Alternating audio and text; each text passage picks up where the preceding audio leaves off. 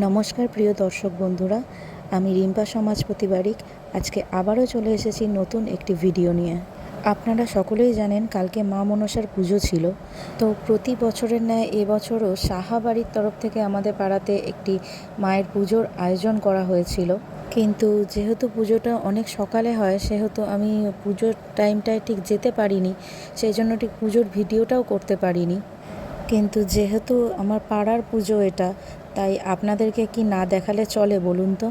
তাই বেশি কথা না বাড়িয়ে আসুন দেখে নিন মায়ের বিগ্রহটি কত সুন্দর এবং পুজোর জায়গাটিও কত সুন্দরভাবে সাজানো হয়েছে এবং কত লোকজন হয়েছে।